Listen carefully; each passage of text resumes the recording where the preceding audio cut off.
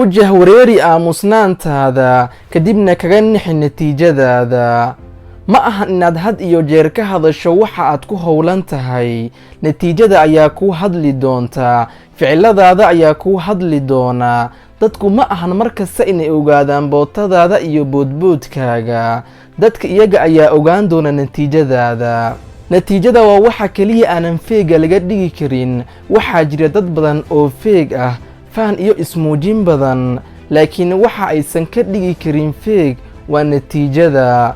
sababtoo ah iyada ayaa muuqanaysa, uma baahna in laga hadlo.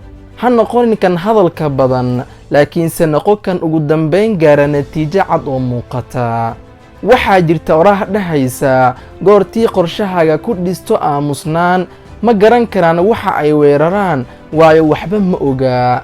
ha siinin kuwa ku nacab fursad ay kugu weeraraan, ka hortag inta aadan guusha gaarin.